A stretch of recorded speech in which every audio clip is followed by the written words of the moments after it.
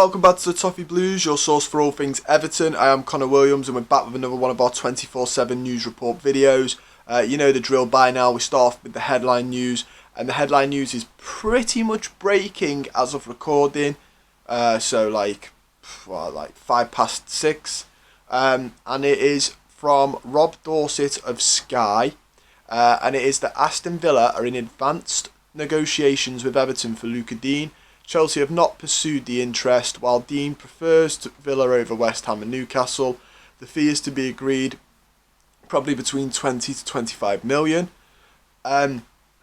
We did a poll as well on the Toffee Blues Twitter page, just saying, do you think this is a good move for us, as in Everton? So far, 449 of you have voted, 25 yes, 75 no. That is still open for like 24 hours, and that will change slightly over those 24 hours. So get down on the Twitter and have your voice, your vote counted, and all that good stuff. For me, everyone knows I'm not excited to see Digne go. 20 to 25 million is a pittance on what we paid for him as well. It's just a sad state of affairs. Villa aren't even like.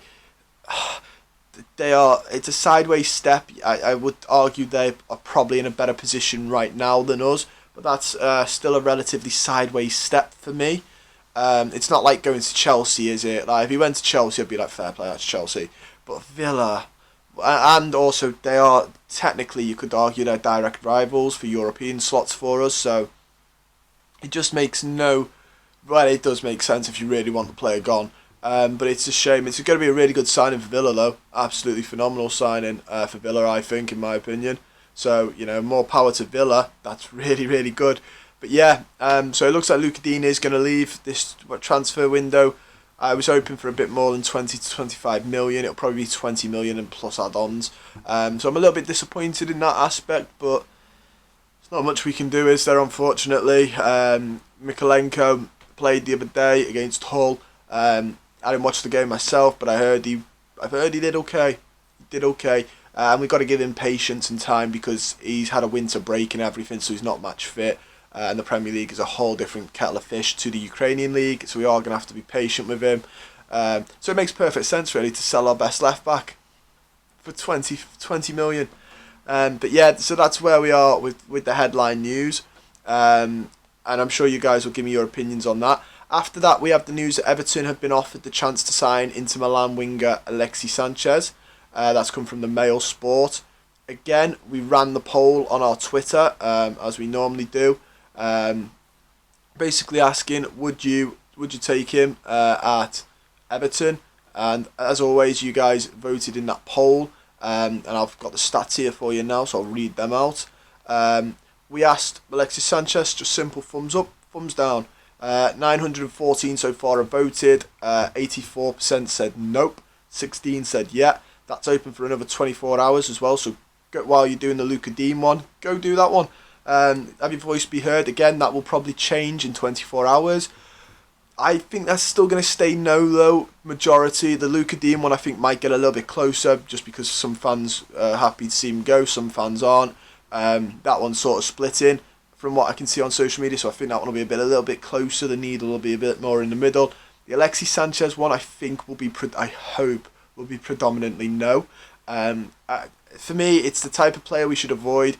He's past his best years by a mile. He's going to come on big wages, and he's got no resale value. He'll sit his contract out of the club and go off into the sunset. It's just, all of it is a no for me. He's not even good either. That's my biggest problem. He's not even that good. But on the flip side, because it's Everton, and you can never have, a simple thing. Everton are much interested in signing David Neres in the transfer window, according to French news outlet Jean Foutu. To be fair, we've just been the report of Sanchez says we've been offered the chance. It's not saying we're going to do it. It's just we've been offered. But this I really like David Neres. More of this, Everton. He's young. He's fantastic player, Brazilian, so he'll get on with a couple of the Brazilian lads in the squad. Hopefully would convince Richie to stay a little bit longer then. He's got a fantastic resale value in him, got a high potential, he's young. I much prefer these type of signings, him, Mikalenko, Patterson. More of this, Everton, please, more of this. Young talent that we will be able to resale and have high potential. Like the players that we're being linked with have got quite good potential. I'm just very happy that this is the type of player we're looking at now. It really does put a smile on my face on the hope. Obviously, that's the hope we get him, and I hope we do. But that would be fantastic if we could do that.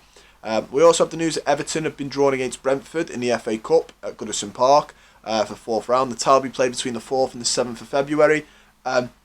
It's a home draw, always good. Might be televised because they're two Premier League clubs, and if we're still in the mess we're in, then it could be a potential upset. The media will see it as a storytelling point of view. They'll go potential upset. Benitez's real last chance of anything this season with Everton, sort of thing. You know how the story goes.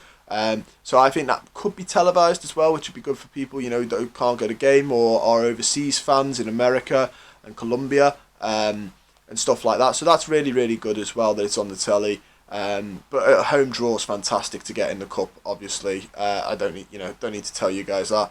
Everyone knows that you want a home draw, really, and you'd prefer to avoid a Premier League team. But I mean, it's Brentford. It's not like we pulled Chelsea, Liverpool, City. That would be a lot more like, oh, fantastic.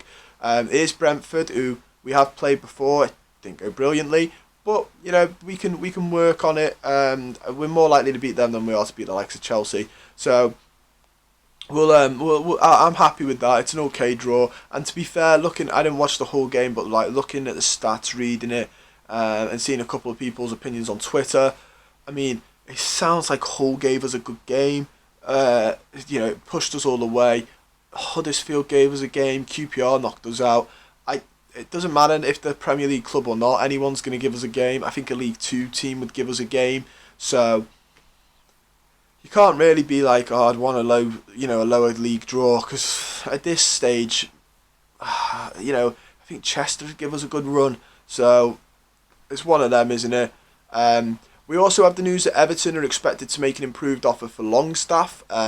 Obviously, the report said that $1 million the other week was offered from Everton, and Newcastle turned it down. Apparently the Blues are continuing to be linked with a 24-year-old who Benitez has worked with before. According to the Express, Benitez is keen to lure Longstaff to Goodison Park, and the Toffees are ready to make a second bid. Longstaff is out of contract in the summer, so I don't know why we're trying to bid for him when he's on we could get him on a Bosman. He'll be a free player in the summer, so I don't know why we're throwing money at him.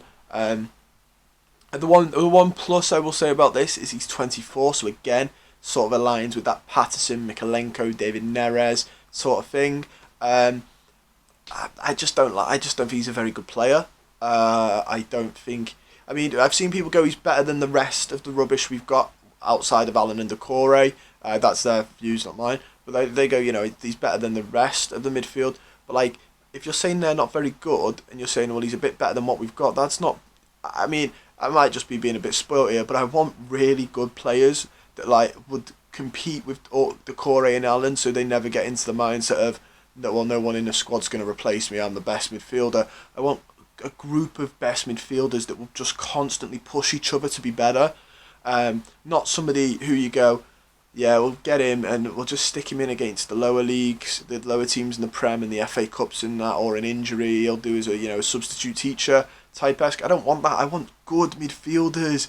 I want Everton to sign good players and have a good team with good depth. I might be being a bit spoilt there, but that's what I ideally want from my football club, and us to compete, and that's how you do it. But and the bigger one is we're in financial fair play troubles, and we're throwing money at a player who's free in the summer. Apparently, Fad Mashiri's an accountant. I'm telling you now, if we start throwing anywhere over 5 million for a player who's free in the summer, I wouldn't have him do my accounts, because that is really, really silly.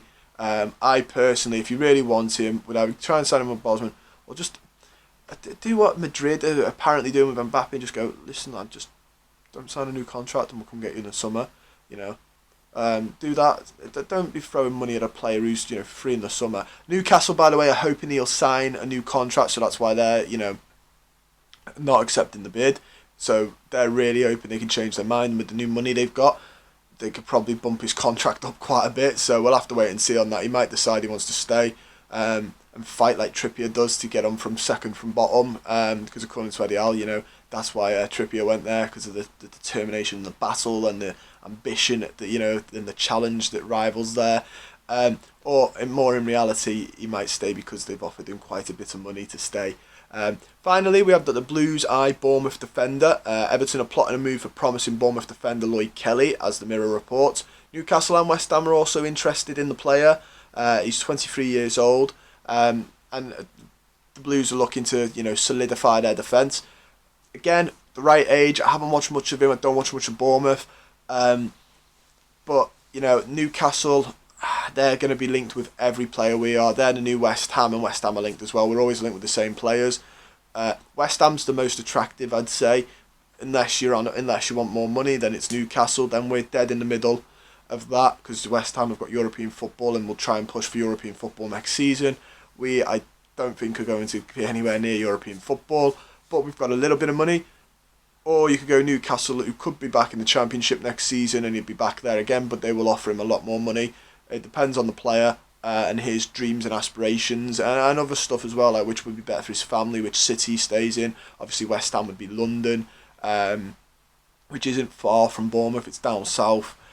Newcastle would be miles away from where his family are probably set up, and Everton would be still a fair trek away, but not as far as Newcastle. So and again, it's 23-year-old football player. Really like this transfer sort of business. Please, more of this, Everton. I beg you.